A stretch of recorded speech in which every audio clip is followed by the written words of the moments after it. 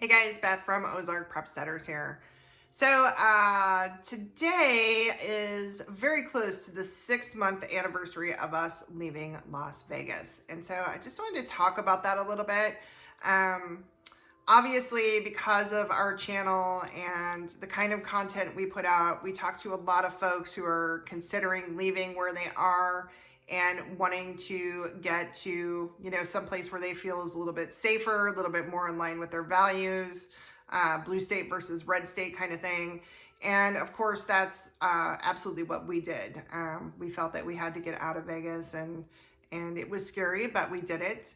And I've had some pretty big revelations on all of that over the past 6 months, really. I mean, it really started once we got here, but it's been weighing heavily on me the past couple of weeks, so I guess I felt like it was time to talk about it. I walked into a door yesterday, I mean full on. It was a glass door, and I was on the phone and not paying any attention, and I thought it was open, and I walked bam right into it, and my head hurts in here. Oh, it hurts bad. So if my thoughts seem a little scattered, it's because they are. And yeah, I got the door, walked right into it. So here's my perspective on leaving a big major city and moving to rural America. Okay. First of all, I just want to say that I have lived all over the country. We moved a lot when I was a kid, and then I moved a lot as an adult. So I have lived in, I don't know, like 8 different states and traveled all across the country, been all the way across the country, Canada, Mexico, been all over, seen a lot of places.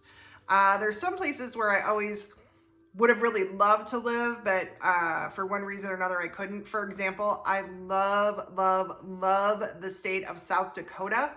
And because they now have one of the coolest governors in the whole world, I love it even more, but I don't like the cold. So South Dakota was never going to work for me. After I left Wisconsin, I never wanted to do that kind of cold again. And South Dakota has even more cold and more snow, but it is one of the most beautiful and spiritual parts of North America, as far as I'm concerned. Really, really love it. And then I spent 15 years in Oregon, which Oregon is my favorite place in the whole wide world to be, except the state has been stolen by leftists and California transplants, and they pretty much ruined it and destroyed it. So that one's off the list.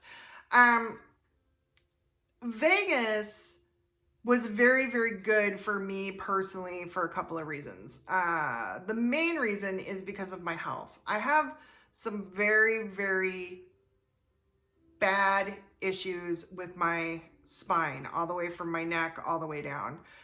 Severe arthritis, ruptured discs, herniated discs, stenosis. I've got metal holding my neck together. I've got to get some more metal put in. And because of that, I am in a tremendous amount of pain most of the time. Cold weather and damp weather, for me, like many people with arthritis, it is just not a good combination. And that has been absolutely, without a doubt, hands down, the hardest part about being here, especially since the weather has started to change. Whenever storms come in, low pressure systems, it's extremely painful. And the cold, damp climate is really, especially since fall set in, I am struggling. I really am. I'm going to be honest. I hardly work with Randy right now because I am just in so much pain. And I did not have it to this level or this extreme in Las Vegas because it's very dry and very hot. And even in the winter, whenever it was cold, it was a dry cold. So it doesn't kind of penetrate as much. I don't know if that makes sense. Folks who have arthritis and stuff will understand, but, so for that reason, and that reason was the majority of the reason why I really dug into Vegas. I really had planned on just spending the rest of my life there because my body just felt so much better there, like a lot better. But there were some things about Vegas that just never worked for me. Okay. And the biggest thing was the lack of authenticity, okay? The entire city of Las Vegas is a man-made spectacle. Now, I know what you could be thinking right off the bat. Well, yes, but aren't all cities man-made? Aren't all cities manufactured? Well, yes, I guess technically you can make that argument. But I mean, everything about Vegas is inauthentic. Everything. Like, the communities are 100% planned. You have to keep in mind, it's in the middle of the Mojave Desert, okay? It is dirt and rock and some Joshua trees and some cacti and tarantulas and scorpions and coyotes. That is what that desert is. And they have turned it into a completely manufactured oasis. Okay, so everybody knows the Strip is the obvious one. Of course, you know, that's like a big man-made playground. But whenever you live there, every community is like that. The communities are all manufactured. They're planned communities.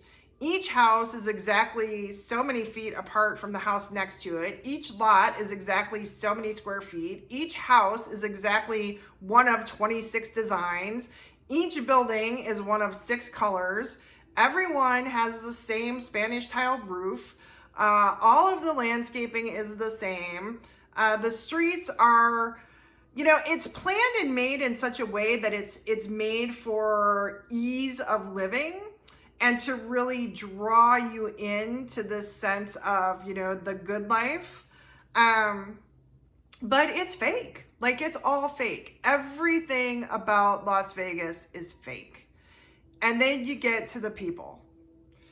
And the people there, one of the things that my first impression of Vegas was, oh my gosh, the people are so friendly. Like, you go to the grocery store and the checkers are really friendly. And you go out to eat and the wait staff is really friendly.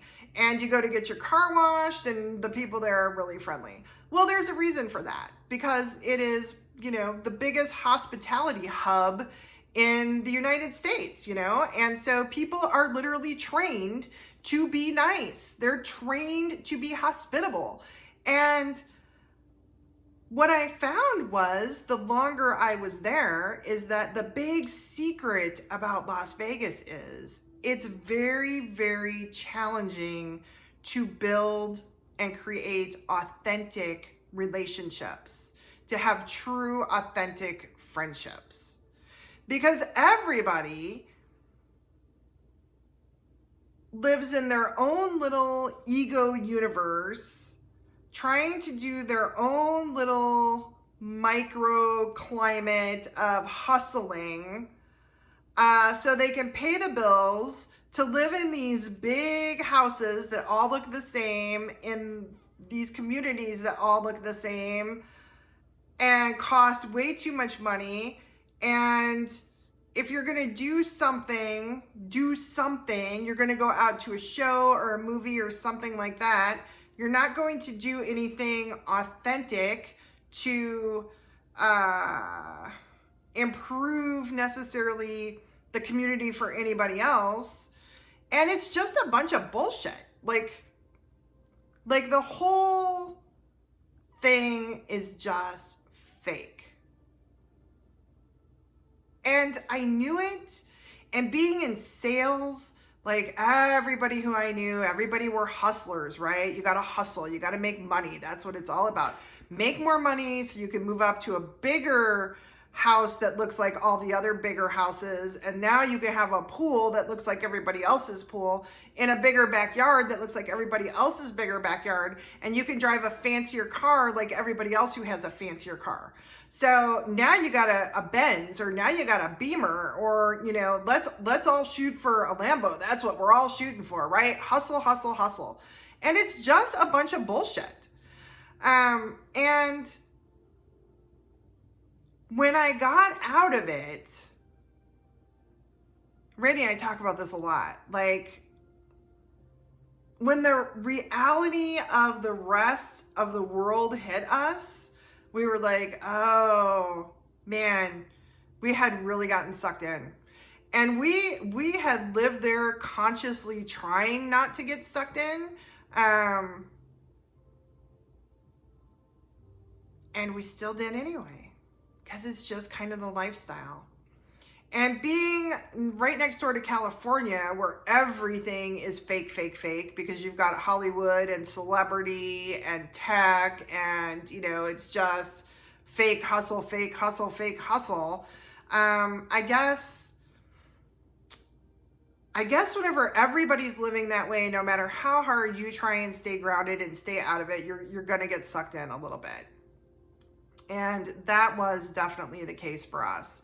And it wasn't until we got out of it and we were able to take a break and take a deep breath that we could really look around and say, oh, the biggest difference out of everything between Las Vegas and the Ozarks is that the people here are real.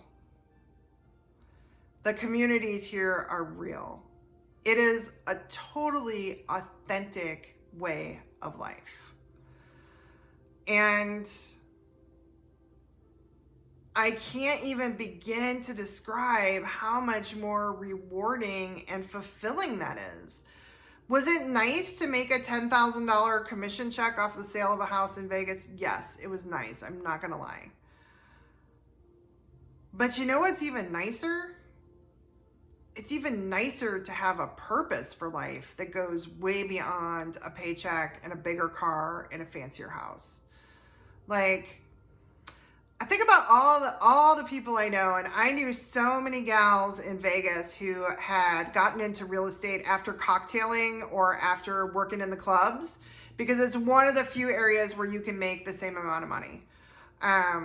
You know, you can make a lot of money in the clubs as a pretty girl in Vegas, but you can also make a lot of money in real estate. And if you are still a pretty girl, you're gonna make even more money. I'll never forget, I had this client this one time, and he was a liberal guy. He called, he was in California, he called me, we had a nice chat, but he said some things to me. Well, first of all, he said, and this was about 2 years after Trump was elected, he said, here's my only rule, I cannot work with you if you voted for Trump. And I always kept politics totally out of work. And I was like, you know, I don't really talk about politics much, but if you want somebody to help you find the house you're looking for, I'm your girl. And we chatted a little bit longer, and he made some comments about, well, I hope when I see you, you're a hot blonde, something like that. And I was like, well, I'm just here to help you find the right house. So I go to pick him up. He comes into town. I go to pick him up. And whenever he's standing over on the side, I pull up in the car. I look over at him. I wave. And the look on his face was obvious disappointment. He was so disappointed that I was not a cocktail girl or an ex-stripper, and I was just me. Like, it was comical, the look on this guy's face, okay? I know many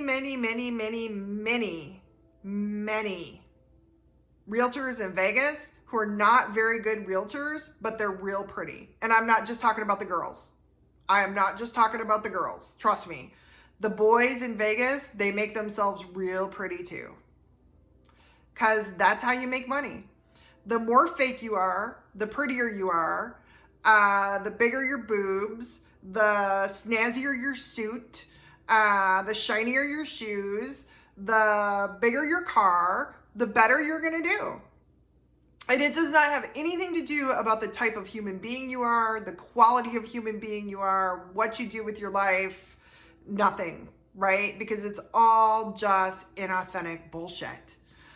So that is so different than how it is here, where the sense of community here is actually pretty amazing. So one of the things about the Ozarks is, well, the area, part of the Ozarks I'm from, is technologically speaking, we're a little bit further behind. So we're probably about 10 years behind where Vegas was. So for example, everybody here still uses Facebook. Like, it's a really big deal. And so there's a whole bunch of local Facebook pages. and different groups. And people get on there and they just ask, did you see that car accident? Did you see that car accident on the 5 the other day? Anybody here if everybody's okay? Hey, does anybody know if Harps ran out of those steaks? They got any more of those steaks left, or are they all out?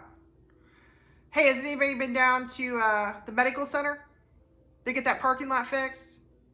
Hey, what about that bridge? What about the bridge on Jay? Is Jay back open? Is that bridge open? That's the kind of stuff it is, right? It's just real, authentic conversations about real life.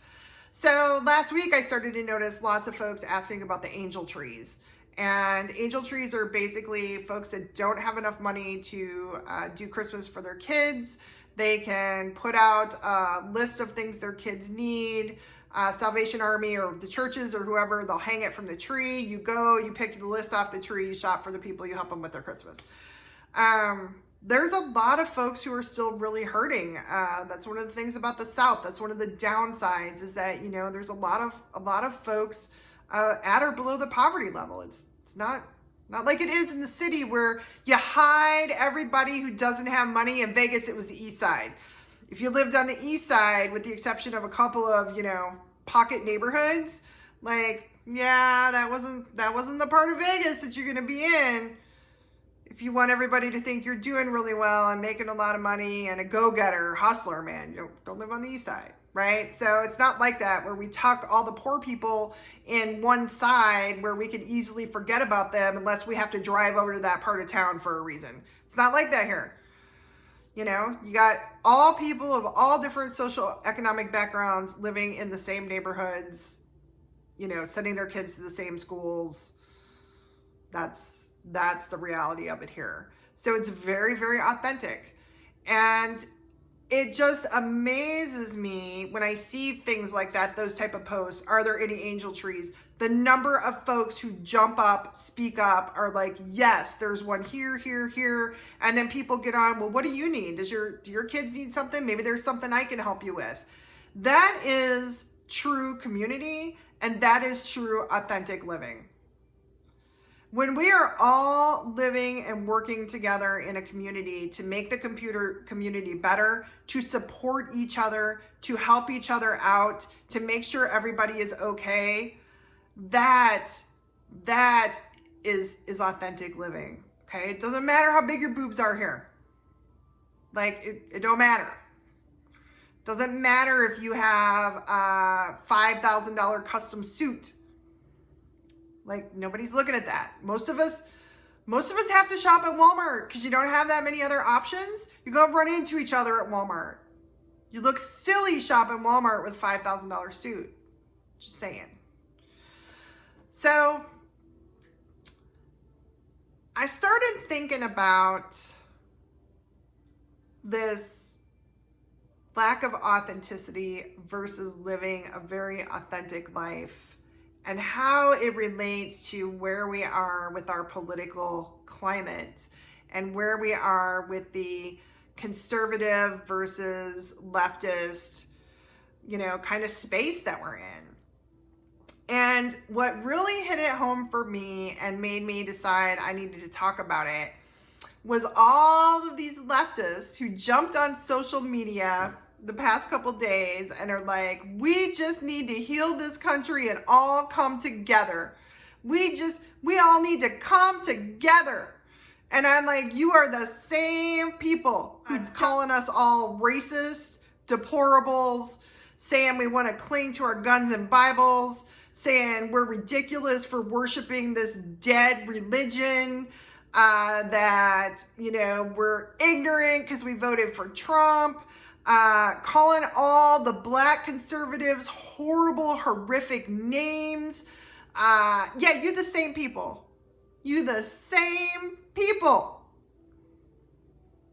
You do not want to heal things up because you're a bunch of inauthentic liars and hypocrites. You just want this to all be over now because your guy won, except your guy didn't win. You cheated. You cheated. Which is the most inauthentic of all levels of inauthenticity. That's the You lie, cheat, steal your way in. There is no authenticity in that whatsoever. And no, we don't want to be friends and make nice, because we know who you are. You've already showed yourself for who you are. So you'll have to find some other suckers to make that deal with. If you are in a space where you realize that you're not really happy, that you're not really doing what it is that you want to do, that maybe you are living this keep up with the Joneses existence and it's not where you want to be, I strongly encourage you to get out. You can totally get out. You can totally become the person, expand into the person that God created you to be.